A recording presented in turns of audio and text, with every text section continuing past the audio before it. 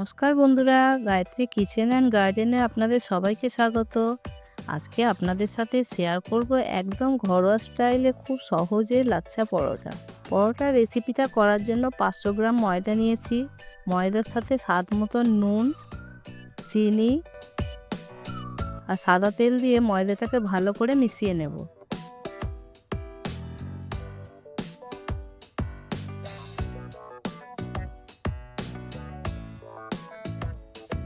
মেশানো হয়ে গেলে উষ্ণ গরম জল দিয়ে ময়দাটা মেখে নেব। গরম জল দিয়ে ময়দাটা মাখলে ময়দাটা নরম তুপতুপে হবে, খেতেও হবে টেস্টি। ময়দাটা মাখা হয়ে গেছে, আমি আধ ঘন্টার জন্য ময়দাটাকে চাপা দিয়ে রেখে দেব।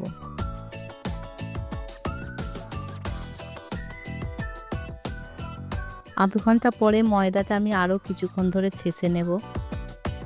যত ময়দাটা থাসা হবে তত নরম তুপতুপে হবে পরোটাটা।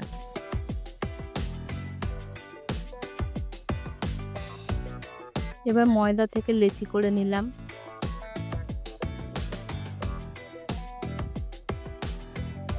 রুটিটা এইভাবে বেলে রুটিটার মধ্যে এক পলা সাদা তেল দিয়ে ভালো করে রুটিটার উপরে মাখিয়ে নেব। তেলের উপরে গুঁড়ো ময়দা ছড়িয়ে দিলাম। এবারে এইভাবে ভাঁজ করে সরু সরু করে কেটে নেব ছুরির সাহায্যে।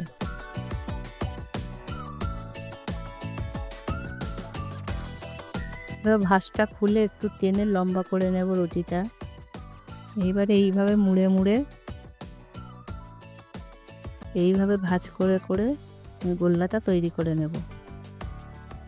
এইভাবে আমি একটা একটা করে সব রুটিগুলো বেলে নিয়ে ভাঁজ করে আবার লেচি বানিয়ে নেব।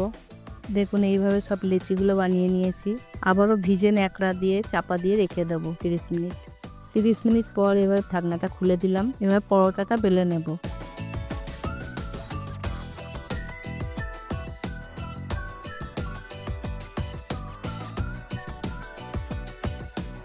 গ্যাসে চাটু বসিয়ে দিলাম। চাটুটা গরম হলে সাদা তেল দিয়ে দিলাম।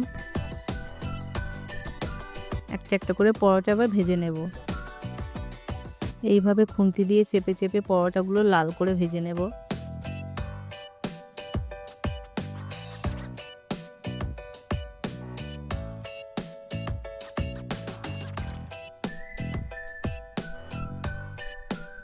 এক এক করে সব পরোটাগুলোই ভাজা হয়ে গেছে। দেখুন কত সুন্দর লেয়ার হয়েছে পরোটাটা। আপনারাও বাড়িতে অবশ্যই ট্রাই করবেন লাচ্ছা পরোটার রেসিপিটা আপনাদের কেমন লাগলো কমেন্ট করবেন। এই রকম আরও নতুন নতুন রেসিপি সবার আগে দেখার জন্য চ্যানেলটিকে সাবস্ক্রাইব করে বেল নোটিফিকেশনটা অন করে দেবেন, যাতে আপনাদের কোনো ভিডিও মিস না হয়। তাহলে দেখা হচ্ছে পরের ভিডিও। Bye bye.